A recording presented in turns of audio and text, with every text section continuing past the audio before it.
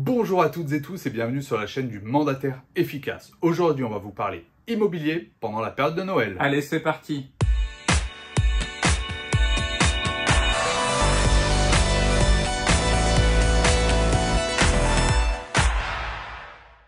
Alors déjà, on va commencer par vous souhaiter un excellent Noël. J'espère que vous avez passé un super réveillon et que vous êtes en forme pour regarder notre vidéo aujourd'hui. Joyeux Noël à vous, j'espère que vous n'êtes pas dans le même état que Sébastien, que vous avez été sobre. J'ai bien mangé, ça fait du bien. Donc oui, on voulait vous parler de la période de Noël. Donc on en a déjà passé un petit bout des vacances, il en reste encore et il va y avoir après la période février aussi qu'on veut parler en même temps. Donc déjà, profitez-en pour vous détendre en famille. C'est super important de se ressourcer, prendre des forces parce que la période hivernale, elle n'est pas toujours simple. Surtout dans l'immobilier, quand même, il fait nuit. Et du coup, c'est plus compliqué pour les visites. Ça nous fait plus de travail parce que tous ceux qui visitent le soir veulent revisiter la journée. Donc, c'est pas ça fait des bons samedis, généralement. Ouais, ça bosse pas mal. Donc, vraiment, prenez un peu de temps en famille, ressourcez-vous. C'est super important. On néglige très souvent la partie mentale dans l'immobilier. Mais c'est quand même un gros facteur. Donc, ressourcez-vous. J'espère que vous avez plein de cadeaux, vous avez plein de sourires et que ça continue comme ça. Sur la partie mentale, on vous avait fait une vidéo là-dessus. Ouais. N'hésitez pas, vous pouvez la retrouver sur notre chaîne YouTube parce que c'est vrai qu'il a raison, Sébastien. Le mental est primordial si on veut bien repartir en janvier parce que c'est quand même l'objectif. Mais pendant cette période, vous avez des ventes à faire. La période de Noël a toujours été une période faste pour les ventes immobilières. Voilà. Les périodes des vacances en règle générale, alors on met à part les vacances d'été, c'est un petit peu autre chose, mais les vacances, les gens pensent souvent, oh les gens ils ont autre chose à faire, ils vont aller en famille, ils vont fêter Noël, le nouvel an ça va être soit avec des amis ou en famille, ils vont pas s'intéresser à l'immobilier.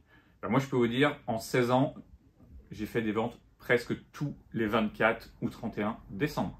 Alors ça peut paraître fou, mais plusieurs fois je suis rentré tard le 31 parce que une revisite qui se faisait et autres, parce que en fait les gens ils sont en vacances aussi. Et du coup, ils ont du temps à accorder à leur projet immobilier, ils ont plus de temps pour venir vous voir. Il fait souvent pas forcément très beau, donc ils partent pas, ils ont envie que ça avance, ils ont envie de changement, et ils ont parlé avec la famille. Et des fois, la famille, mamie a offert un petit peu d'argent, ou les gens se sont proposés de dire « Ah, mais si tu prends un truc avec des travaux, tu peux compter sur nous, il y a les cousins, cousines, ça parle immobilier dans les repas de famille, il y a plein d'échanges. » Ils ont calculé autre chose, le changement pour les écoles. Donc ils se disent « Si je trouve mon bonheur… » allez, sur janvier ou février ou même décembre et qu'on fait une vente longue, en juin on déménage et les enfants en septembre ils seront au bon endroit. Donc c'est vraiment important de penser à ça, de ne pas croire qu'on ne travaille pas sur cette période, qu'il n'y a rien à faire. C'est vraiment une bonne période pour vendre et de vous démarquer aussi de la concurrence, d'être là, d'être présent alors que beaucoup d'agents immobiliers ne vont pas bosser. Vous, en tant que mandataire, vous êtes présent, vous montrez que vous êtes pro et vous allez voir, vous allez faire des ventes sur cette période.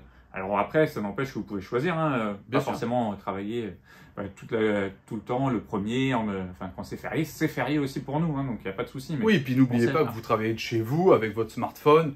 Bon, ça nous laisse quand même beaucoup plus de latitude que si on était en agence où il faut vraiment rester assis, pas bouger, attendre le client ou aller prospecter. La prospection a que peu d'intérêt, c'est vraiment faites toutes les visites parce que vous allez avoir des demandes en cette période, ça c'est sûr.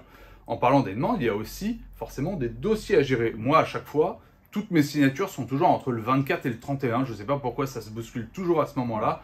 Ça va être important de bien suivre votre dossier, de bien caler les rendez-vous pour pouvoir faire, bien sûr, vos derniers états des lieux avant la remise des clés. Ouais, il faut bien être présent sur cette période parce qu'il y a quand même tous les gens qui vendent en société, tous les investisseurs, tous les lois Pinel qui veulent être clôturés souvent sur l'année fiscale et du coup, c'est sur l'année civile. Donc certains qui veulent faire le réveillon du jour de l'an dans leur nouvelle maison. Ouais, ça on en a de temps en temps. Donc voilà, soyez présents.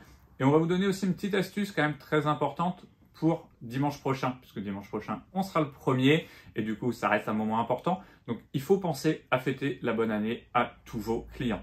Alors, même le plus simple que tous vos clients, je dirais même fêter la bonne année à tous les gens à qui vous avez envoyé un SMS dans l'année. Ça va vous simplifier la vie. Et cette année, moi, je vais essayer quelque chose que j'ai pas fait l'année dernière, mais Olivier me regarde bizarrement parce qu'il ne sait pas ce que je vais dire. J'ai envie d'essayer de faire un petit message en vidéo.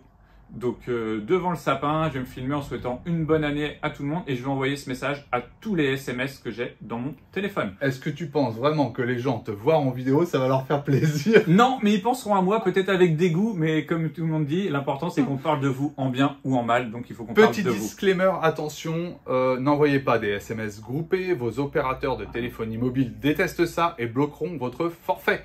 Donc, et il va être bloqué pendant plusieurs jours parce qu'il va falloir discuter avec eux avec le service juridique ensuite. Donc faites C'est très du- attention. C'est du vécu. Ça m'est déjà arrivé.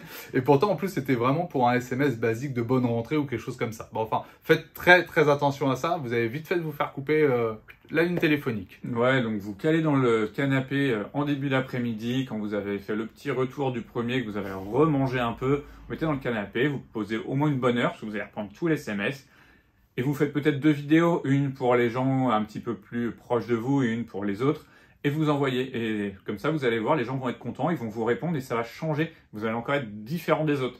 Alors n'hésitez pas à nous dire si vous allez essayer ça et si vous allez le faire. Et puis on va se revoir dimanche prochain donc pour un après-réveillon et donc en 2023 à 17 h. Exactement, pour une nouvelle vidéo, afin de travailler efficacement et de vivre sereinement.